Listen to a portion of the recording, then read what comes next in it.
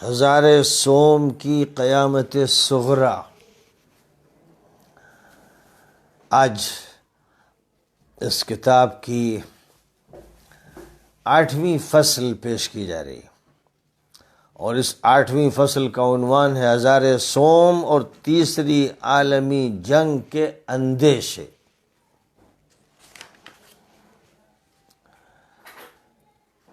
کیا ہم آخری دور کے دن گزار رہے ہیں؟ اختتام دنیا کے پہلے کے ایام؟ اور کیا یہ صحیح ہے کہ ایک تیسری عالمی جنگ کی صدی کی ابتدا کے قریب ہم آ لگے ہیں، جو قیامت کی علامتوں میں سے ایک نمایاں علامت ہوگی؟ ہم مسلمان کہتے ہیں کہ ہم مسلمان کہتے ہیں کہ علم حقیقی اللہ کے پاس ہے۔ لا يعلم من في السماوات والارض الغیب الا اللہ، آسمانوں اور زمین میں غیب کا جاننے والا صرف اللہ ہے۔ قیامت کی بڑی علامات بھی ہیں، اور وہی جانتا ہے کہ وہ کب شروع ہوں گی۔ تعیین اور قطعیت غیب کے بارے میں بیجا جرت ہے، جس سے ہم اپنی برات کرتے ہیں۔ علمها عند ربی لا یجلیها لوقتها الا هو، اس کا علم میرے رب کے پاس ہے، اپنے وقت پر وہی اس کو ظاہر کرے گا۔ جہاں تک اس کی چھوٹی علامتوں کے ہمارے دور میں موجود ہونے کا تعلق ہے، تو یہ بات ظن غالب یا مغلوب کے درمیان ہے۔ لیکن نصرانی گروہوں میں غالی اور سرکش افراد قطعیت کے ساتھ عقیدہ رکھتے ہیں، اور پورے حزم و جزم کے ساتھ ان آخری دنوں کے لیے وہ کوشاں ہیں جن کا واسطہ ہزار سوم سے قائم کرتے ہیں، جس کے بارے میں ان کو توقع ہے کہ اس میں عوام کے دنوں کا اختتام ہوگا، تاکہ خواص نجات کے لیے آنے والے مسیح کے پیروکاروں کا زمانہ شروع ہو۔ ہم مسلمانوں کو ان کے اعتقادی حزم و جزم سے صرف اتنا سروکار ہے کہ وہ کہیں ان آخری ایام کی تیاریوں سے ایسی پالیسیاں اور اقدامات نہ اختیار کریں جو ہمارے لیے مضر ہوں۔ موجودہ 20ویں صدی کے آغاز سے ہم دیکھتے ہیں کہ وہ یہ دعویٰ کرتے ہیں کہ وہ آخری دنوں کی علامتوں میں کئی علامات کی تیاریوں میں کامیاب ہو چکے ہیں، جن میں سر فہرست سب سے پہلی اور نمایاں علامت بیت المقدس کی طرف یہودیوں کی بازگشت ہے۔ ان کے حسب اعتقاد اس کے بعد کئی علامتیں اور ہیں جن کو وجود میں لانے کے لیے وہ سرگرم عمل ہیں۔ ہم گزشتہ فصلوں میں پڑھ چکے ہیں، سن چکے ہیں کہ وہ مسجد اقصیٰ کو منہدم کر کے ہیکل کی تعمیر کرنے، سرخ گائے کے ظہور کا اعلان کرنے، اور شہر قدس میں متشدد مذہبی لوگوں کے بسانے کے لیے کس قدر کوشاں رہے ہیں۔ ایک اور علامت باقی ہے جس کو ان کے اعتقادی مآخذ بہت نمایاں طور پر پیش کرتے ہیں، اور ان کا عقیدہ ہے کہ جب آخری ایام پے بپے شروع ہو جائیں گے تو قطعی طور پر اس کا بھی ظہور ہوگا۔ اس کا ظہور اس قیامت صغری کی شکل میں ہوگا جو قیامت کبریٰ کی راہ ہموار کرے گی۔ ایک ایسی تخریب کار اور مہلک جنگ کی شکل میں ہوگی جس میں روئے زمین کی بڑی آبادی تباہ و برباد ہو جائے گی۔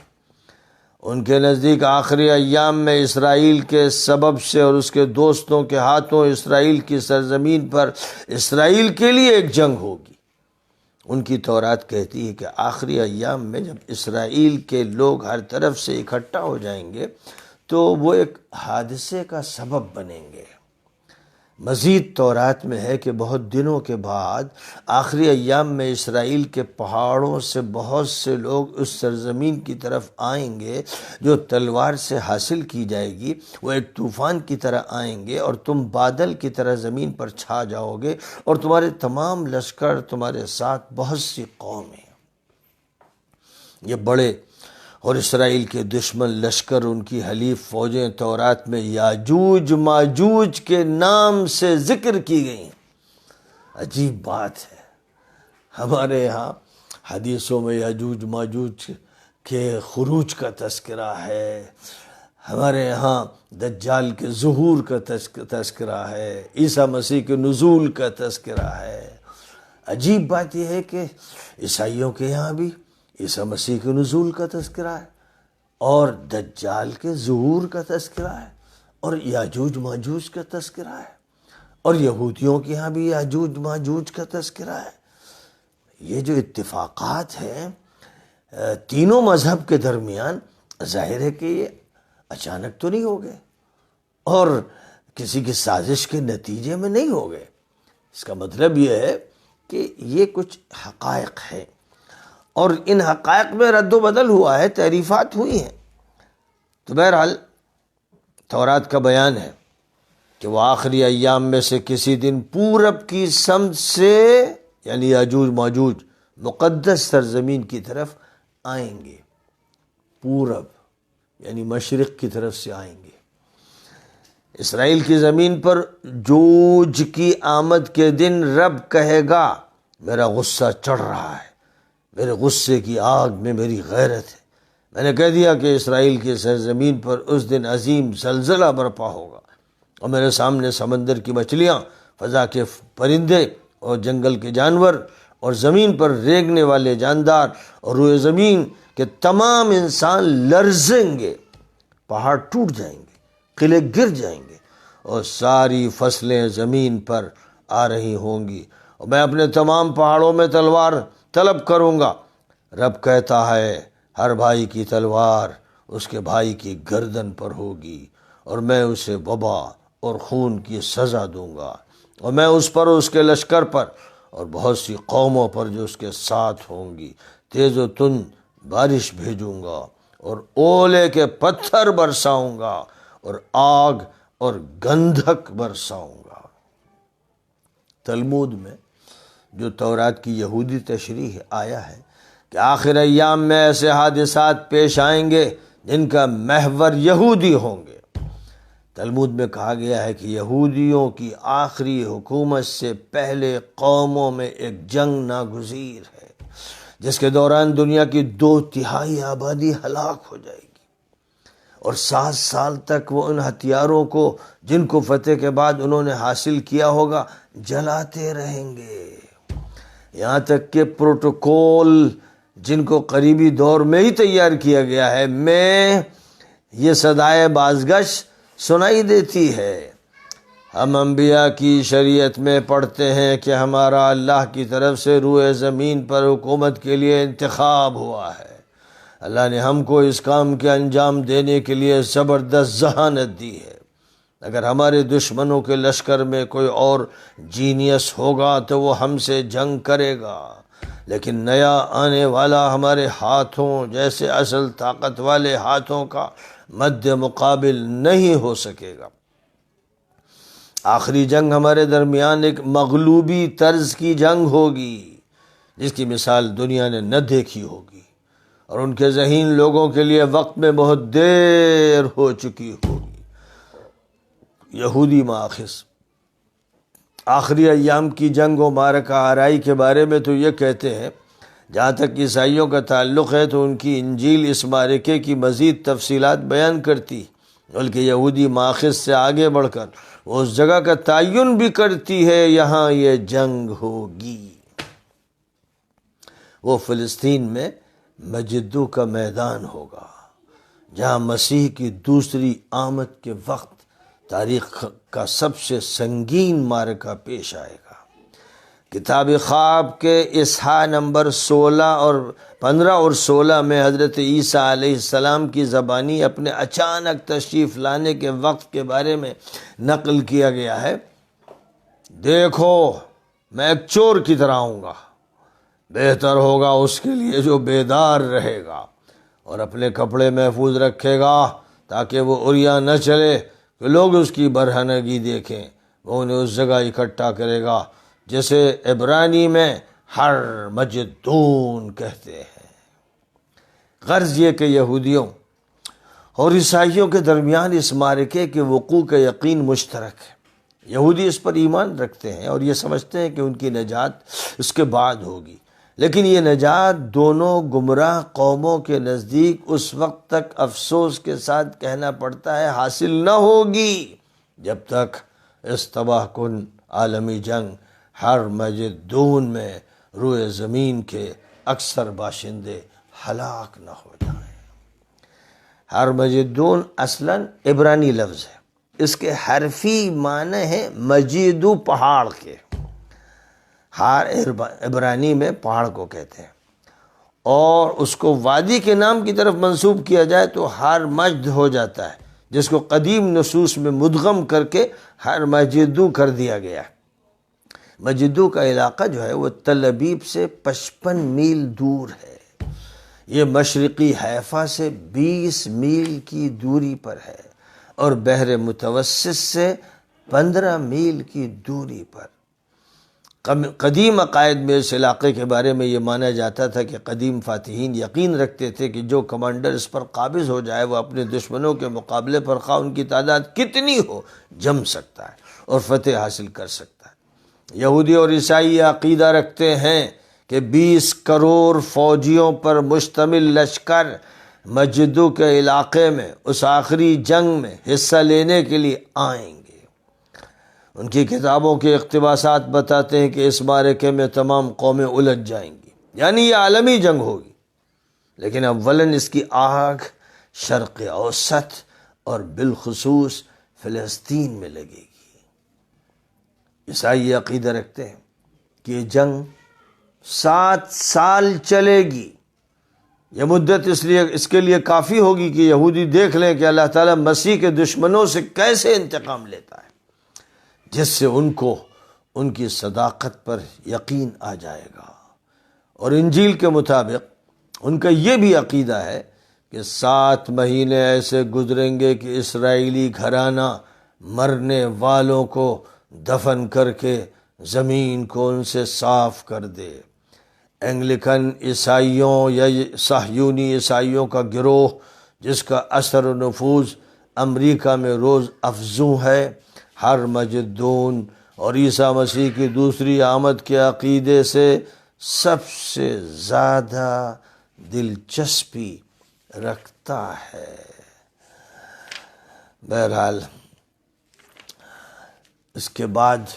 عنوان ہے انگلکن اور آخری نسل۔ تو یہ ذہن میں رہنا چاہیے کہ جو باتیں تورات کے حوالے سے بیان کی جاتی ہیں، تلمود کے حوالے سے بیان کی جاتی ہیں، اور عیسائیوں کے ہاں جو بھی مآخذ ہیں ان کے حوالے سے بیان کی جاتی ہیں، وہ گڑبڑ ہیں، اور متعدد باتیں ایسی ہیں جو مسلمانوں کے عقائد سے اور مسلمانوں کی جو حدیثوں کی بنیاد پر معلومات ہیں ان سے ملتی ہیں۔ جیسے میں نے کہا کہ عیسیٰ مسیح کا نزول، دجال کا جس کو یہودی مشیا کہتے ہیں اور عیسائی اینٹی کرائسٹ کہتے ہیں اور مسلمان دجال کہتے ہیں، اس کا ظہور اور اس کا غلبہ، اور ایک جنگ جو فلسطین میں ہوگی پھر عالمی جنگ بن جائے گی، وہ ہرمجدون جس کو انگلش میں اورمیگڈون کہتے ہیں اور عربی میں ہرمجدون کہتے ہیں، اور عبرانی کا جو تلفظ ہے ہرمجدو کا، عربی کے تلفظ اس کے قریب ہے، اور میگڈون جو ہے یہ عبرانی اور عربی کے تلفظ سے ذرا دور ہے۔ انگریزی میں اس کا یہ تلفظ بنا دیا گیا ہے، لیکن جیسے ہمارے یہاں نبی اکرم صلی اللہ علیہ وسلم کی پیشین گوئیوں سے یہ بات ثابت ہے کہ مسلمانوں کی ایک زبردست جنگ یہودیوں سے ہوگی، اور یہودیوں سے جو جنگ ہوگی تو اس میں حضرت عیسیٰ علیہ السلام کا کردار سب سے نمایاں ہوگا کہ ان کے ہی ہاتھوں دجال مارا جائے گا، اور دجال کے مارے جانے کے بعد یہودیوں کو شکست فاش ہو جائے گی۔ اب یہودیوں کے ہاں جو بات کہی گئی ہے کہ ان کا جو مشیہ ہے وہ آئے گا اور شہر قدس میں اس کے لیے ہیکل کی تعمیر ہو چکی ہوگی، اور وہ وہاں سے پوری دنیا پر حکومت کرے گا۔ اور عیسائیوں کا یہ عقیدہ ہے کہ عیسیٰ مسیح فلسطین میں اتریں گے آسمان سے شہر قدس میں آئیں گے اور شہر قدس میں وہ حکومت کریں گے، ان کی حکومت 1000 سال کی ہوگی۔ بہرحال جہاں تک مدت کا تعلق ہے اور 1000 سوم کا تعلق ہے اور اس کے ابتدائی سالوں کا تعلق ہے، یہ سب چیزیں ایسی ہیں کہ مسلمانوں کے ہاں اس سلسلے میں کوئی واضح پیشین گوئی نہیں ہے۔ لیکن جہاں تک اس کا تعلق ہے کہ دجال کا ظہور ہوگا، عیسیٰ مسیح کا نزول ہوگا، یہودیوں سے ایک زبردست جنگ ہوگی اور یاجوج ماجوج کا ظہور ہوگا، یہ وہ ساری باتیں جو مشترک ہیں، عیسائیوں کے یہاں بھی ہیں، یہودیوں کے یہاں بھی ہیں، مسلمانوں کے یہاں بھی۔ تو اس سے اتنی بات تو واضح ہو جاتی ہے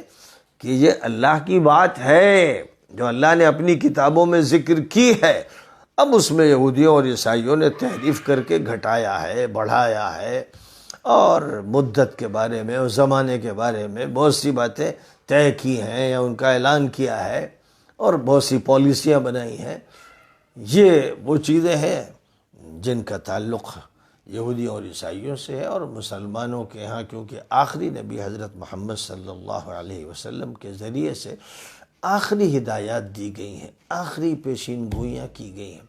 آخری باتیں ارشاد فرمائی گئی ہیں، تو ہم اس پر یقین رکھتے ہیں کہ وہاں تحریفات ہوئیں، یہاں تحریف نہیں ہوئی ہے۔ قرآن پوری طرح محفوظ منتقل ہوتا رہا، حدیثیں بھی محفوظ چلی آ رہی ہیں۔ ہاں حدیثوں میں صحیح بھی ہیں اور ضعیف بھی ہیں اور منکر بھی ہیں، تو ان کی چھٹائی کی ضرورت ہے، لیکن جو متفق علیہ باتیں حدیثوں میں ہیں ان کو بہرحال اختیار کرنا چاہیے اور یہ سمجھنا چاہیے کہ وہ قرآن پاک کی تشریح ہے اور تفسیر ہے، اور پھر اس طرح ہم آخری دور کے بارے میں قریبی معلومات تک پہنچ سکتے ہیں۔ بہرحال آج 8ویں فصل کا یہ حصہ پیش کیا گیا۔ ابھی یہ فصل لمبی ہے، اور انگلیکن اور آخری نسل اس عنوان سے کل انشاءاللہ گفتگو ہوگی۔